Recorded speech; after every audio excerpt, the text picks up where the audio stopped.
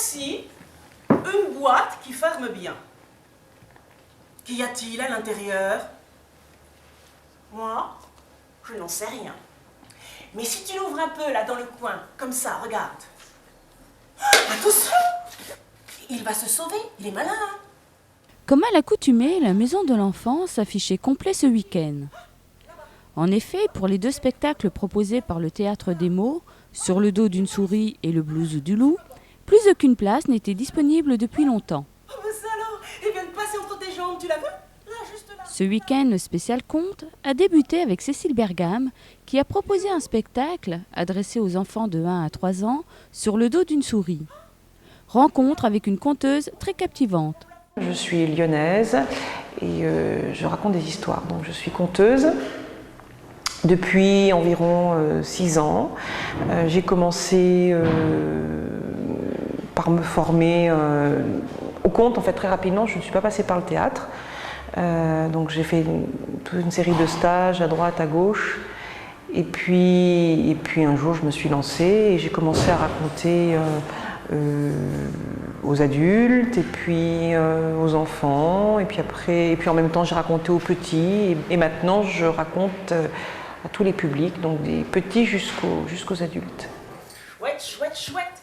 Il neige devant ma fenêtre. Ça me donne des idées plein la tête. Oh, un petit flocon.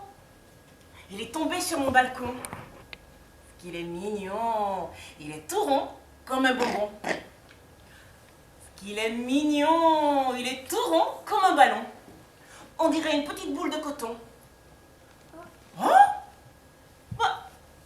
Le vois plus. Il a disparu. Fendu.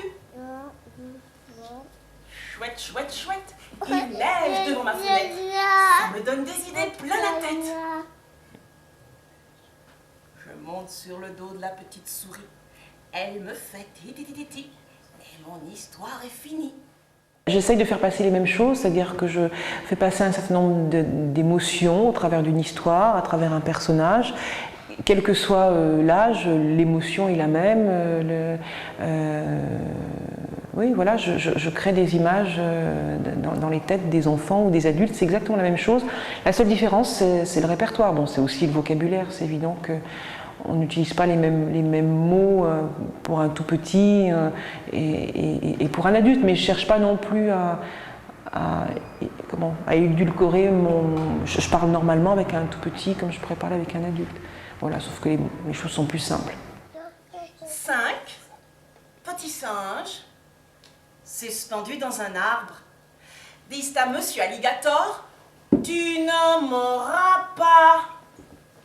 Oh! Monsieur Alligator rapproche et snap! Oh!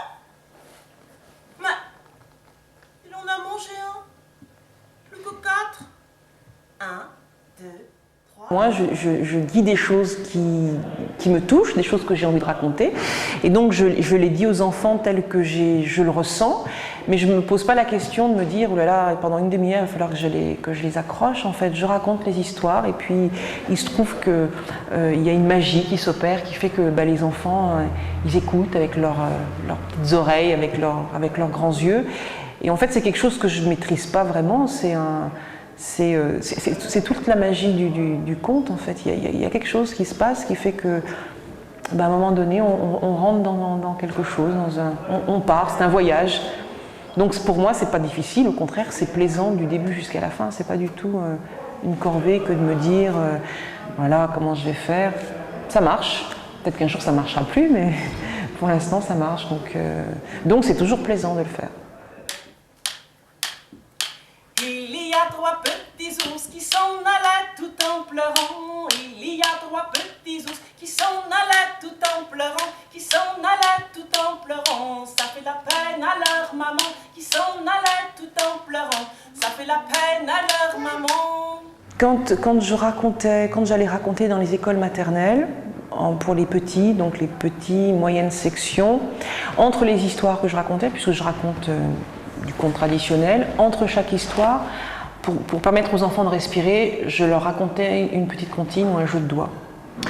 Et et je me suis dit, à un moment donné, peut-être que je pourrais faire la même chose avec les tout-petits, c'est-à-dire leur raconter des histoires beaucoup plus courtes, raconter avec les doigts, raconter avec la main. Ça, quelque part, c'est le début c'est les prémices du conte, quoi. C'est sensibiliser les enfants à la parole. Donc j'ai essayé dans les crèches salles de garderie, donc par des toutes petites choses. Au début, j'ai travaillé avec quelqu'un d'autre qui faisait de la musique, qui m'accompagnait.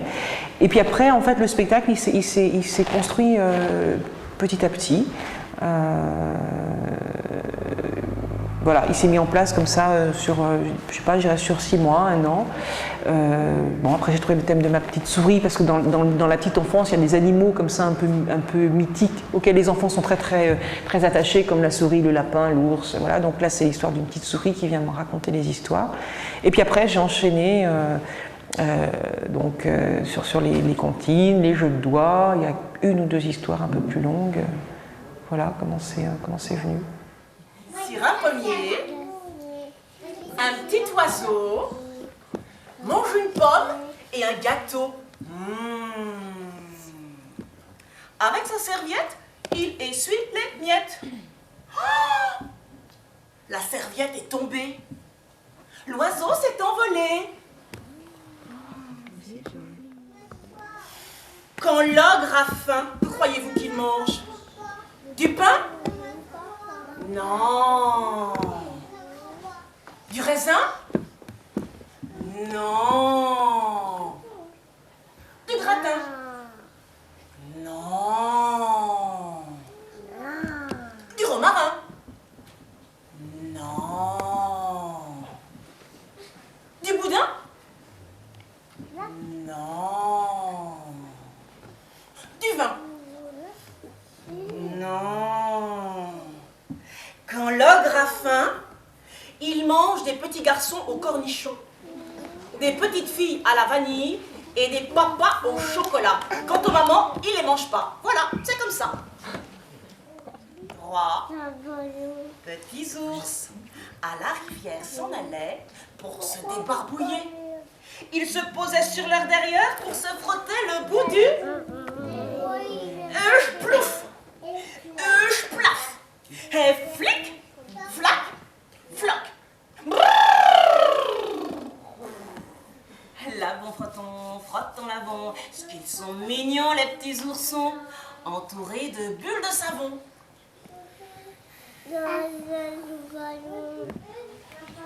Sur la file, à sécher le linge, il y a un pantalon. C'est celui de mon grand frère, Gaston. Sur la file, à sécher le linge, il y a un pullover. C'est celui de ma grand-mère. Sur la file, à sécher le linge, il y a 2 petites chaussettes. C'est celle de ma sœur, Paulette. Sur la file, à sécher le linge, il y a une petite culotte. Oui, mais c'est pas la mienne, c'est celle de ma copine Charlotte.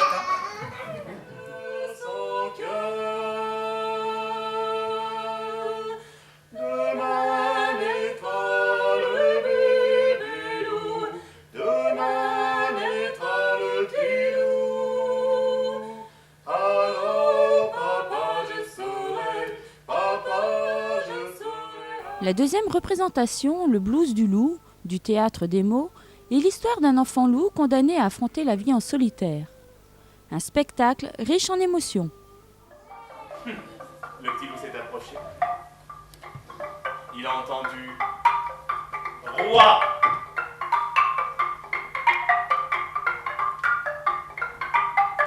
Lion !»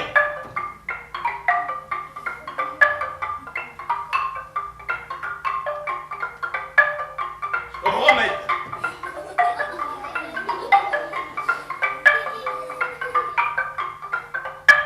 Mourir ! Mourir, non ! Il était une fois un paysan,